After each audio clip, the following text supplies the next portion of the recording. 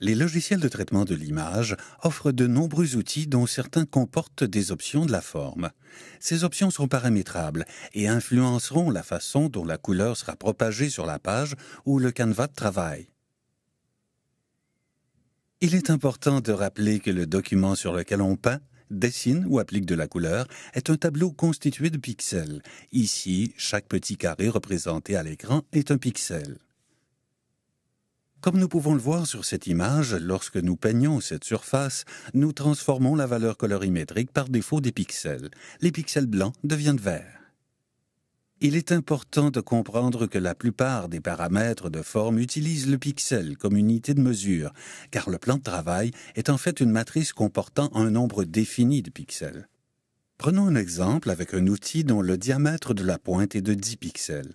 La couleur appliquée couvre entièrement cette surface. Lorsqu'on augmente la résolution du document, la forme apparaît plus petite à l'écran, mais celle-ci couvre toujours un diamètre de 10 pixels sur la matrice. La dureté de la forme, quant à elle, correspond à la netteté des bords de la forme. Elle s'exprime en pourcentage et correspond à un tracé plus ou moins net. Donc, plus la dureté est élevée et tend vers 100%, plus les contours sont nets. Inversement, plus la dureté a un faible pourcentage et plus les contours de la forme seront progressifs et transparents. Voyons maintenant l'arrondi de la forme. Celui-ci correspond à l'aspect géométrique d'une forme. Ce paramètre a pour fonction de définir le taux de compression de la forme. Généralement, l'arrondi est réglé à 100%, ce qui nous donne une forme parfaitement ronde.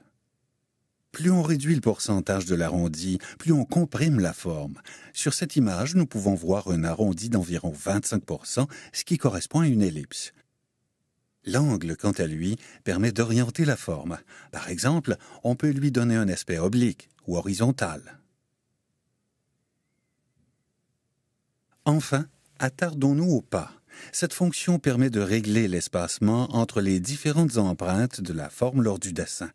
Sa valeur est exprimée en pourcentage et peut s'étendre de 1 à 1000% selon le logiciel utilisé. Le pourcentage est en relation directe avec le diamètre de la forme. Sur cet exemple, le pourcentage est de 1%. Lors du tracé, un effet de ligne continue est obtenu car les empreintes sont très proches les unes des autres. Par contre, si le pourcentage est de 50%, nous pouvons commencer à distinguer les différents points composant le tracé et non plus seulement une ligne. Pour calculer la distance entre ces points, nous multiplions le diamètre de la forme par le pourcentage du pas. Ici, le diamètre de la forme est de 10 pixels. Nous le multiplions par le pas qui est de 50%, ce qui nous donne une distance de 5 pixels entre chaque empreinte. Si le pas est de 100%, il est possible de bien distinguer chacun des points composant le tracé. S'il est de 200%, il est possible de compter une distance de 20 pixels entre chaque empreinte. Comme vous pouvez le constater, les différents paramètres de la forme offrent une infinité de possibilités. En quelques clics de souris, on peut transformer un simple tracé de crayon en un style plus recherché.